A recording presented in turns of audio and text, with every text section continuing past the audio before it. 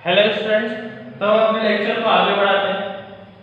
हमने अभी तक जितने भी केमिकल फॉर्मूले मैंने आपको बता दिए थे। मैंने वॉशिंग सोडा, विरंजक चूर्ण, बेकिंग सोडा, इन सब के यूजेस मैंने आपको बता दिए थे और इनके केमिकल फॉर्मूले भी बता दिए थे। आज जो दो टॉपिक लास्ट हम पढ़ने वाले हैं वो है जिप्सम और पीओपी मतलब plaster of Paris. Plaster of Paris लिख देता हूँ, प्लास्टर ऑफ पेरिस, ठीक है, जिसे हम क्या बोलते हैं पीओपी। जिप्सम, हिंदी में भी इनको जिप्सम और प्लास्टर ऑफ पेरिस ही बोला जाएगा। आप पर बुक में देख लेना एक बार। अब जिप्सम क्या होता है, प्लास्टर ऑफ पेरिस क्या होता है। पीओपी का मतलब सबको पता है, मैं इनके केमिकल फॉर्मूला लिख देता हूं, CaSO4 डॉट 1/2H2O और इसका भी सेम ही है, CaSO4 डॉट 2H2O, ठीक है। अब सबसे पहले तो एक डाउट को क्लियर कर दूं, यहां पे 1/2 आप पहली बार देख रहे हो। कभी भी किसी कंपाउंड में ऐसा हमने नहीं देखा होगा कि यहाँ पे जो इनके कंपोनेंट्स हैं वो 1/2 है या फिर 3/4 है। इस टाइप से हमने कभी भी फ्रैक्शन में नहीं देखा इनको। मैंने भी जब आपको बैलेंसिंग बताई थी, संतुलित रासायनिक क्रिया अभिक्रिया जब मैंने बताई थी, तब भी मैंने आपको बताया था कि आप केवल रिएक्शन में मल्टीप्लाई कर सकते हो, आप डिवाइड वगैरह नहीं कर सकते, ना ही प्लस माइनस कर सकते। तो यहाँ पे ये डिवाइड हुआ कैसे, तो 1/2H2O का मतलब क्या है पहले ये समझो। अगर मैं सिर्फ H2O लिख रहा हूं तो इसका मतलब H2O मतलब वाटर का एक मॉलिक्यूल। अगर मैं 2H2O लिख रहा हूं तो इसका मतलब वाटर के दो मॉलिक्यूल। यहां पे मैं लिखा 1/2H2O, इसका मतलब वाटर का आधा मॉलिक्यूल। अब यहां पे मैं 1/2H2O जरूर लिख रहा हूं। अब इसका मतलब क्या होगा कि H2 जो है तो H और 1/2O ऐसा नहीं कैसे, तो यहाँ पे हाइड्रोजन दो थे, H2O अगर आधा है तो इसका मतलब हाइड्रोजन यहाँ पे एक होगा, ऑक्सीजन आधा होगा, ठीक है। तो इस टाइप से हम इसको बोलते हैं कि 1/2H2O का मतलब है कि वाटर का आधा मॉलिक्यूल ही है, वाटर का पूरा मॉलिक्यूल वहां पे प्रेजेंट नहीं है। प्लास्टर ऑफ पेरिस जब हम बना रहे होते हैं तो उसकी एक रिएक्शन होती है, ठीक है। रिएक्शन आप जब प्लास्टर ऑफ पेरिस की बुक में दी हुई है एक बार देखना, उसमें क्या कर रहे हैं हम प्लास्टर ऑफ पेरिस से जिप्सम बना रहे हैं। प्लास्टर ऑफ पेरिस बेसिकली कैसे बनता है तो इसकी मैं मेथड बताता हूं। जब CaSO4 डॉट 1/2H2O बनाने की प्रोसेस क्या है कि हम वाटर को या फिर इस सब्स्टिट्यूएंट को तब तक हीट देते हैं जब तक वाटर का मॉलिक्यूल एवापोराइज होके आधा ना हो जाए, ठीक है। जब वाटर का मॉलिक्यूल आधा हो जाता है तभी हम इसको क्या बोलते हैं, पीओपी बोला जाता है, ठीक है। इसकी कुछ प्रॉपर्टीज भी है वो मैं आगे बताऊंगा। अभी केवल इतना समझ लो कि 1/2H2O मतलब वाटर के हाफ मॉलिक्यूल होने तक इसको हम क्या देते हैं, टेंपरेचर देते हैं। वाटर का जब हाफ मॉलिक्यूल हो जाता है, आधा बचता है वाटर, तो ही हम इसको क्या करते हैं, पीओपी बनाते हैं, मतलब पीओपी बोला जाता है। जिप्सम क्या है, तो जिप्सम सिंपल सा एक ऐसा कंपोनेंट है। जिप्सम सिंपली अगर मैं बोलूं ना तो सीमेंट में मिलाया जाता है, ठीक है। जिप्सम एक ऐसा कंपोनेंट है जो कि सीमेंट में मिलाया जाता है। अब सीमेंट में इसका काम क्या होता है, तो पहली चीज ये भी बोला जाता है कि सीमेंट का जो ग्रे कलर होता है, ग्रे कलर की सीमेंट होती है वो जिप्सम की वजह से होती है। जिप्सम अगर उसमें ऐड ना किया जाए तो सीमेंट का कलर इतना ग्रे नहीं होगा।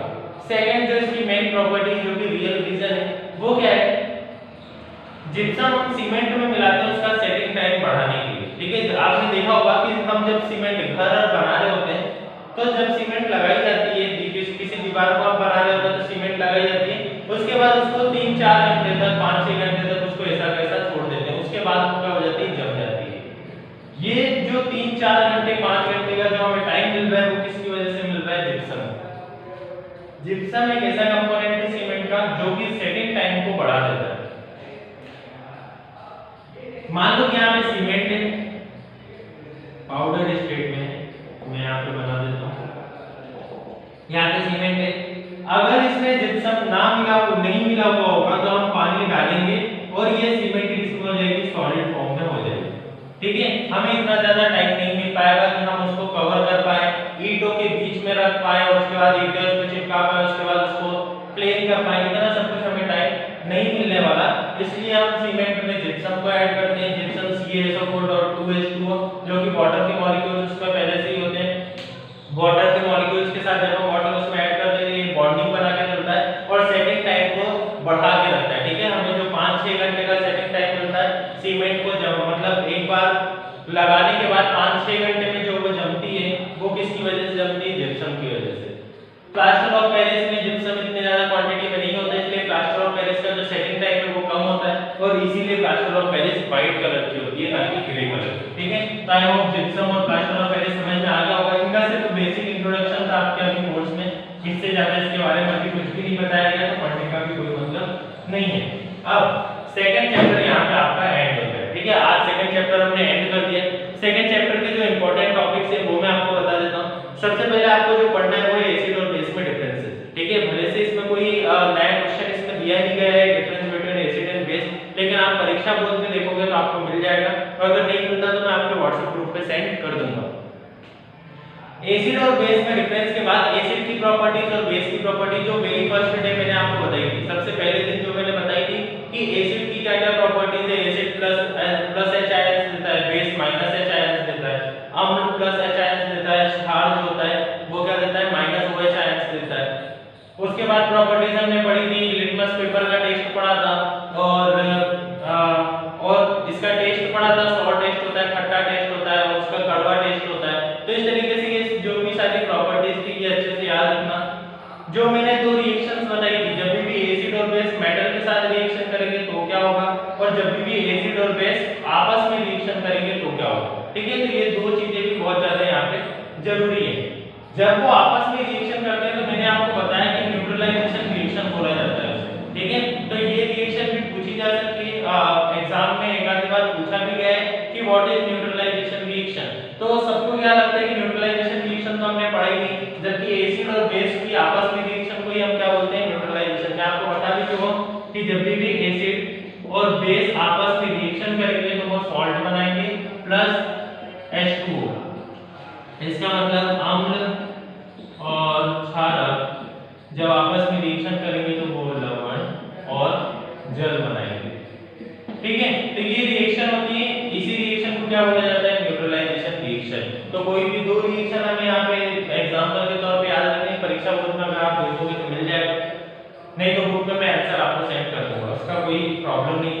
इसके बाद जो इंपॉर्टेंट है, इसके बाद इंपॉर्टेंट आता है टॉपिक वो है पीएच, ठीक है। आपको पता होना चाहिए जो ऑब्जेक्टिव क्वेश्चंस आते हैं वो पीएच से रिलेटेड आ सकते हैं।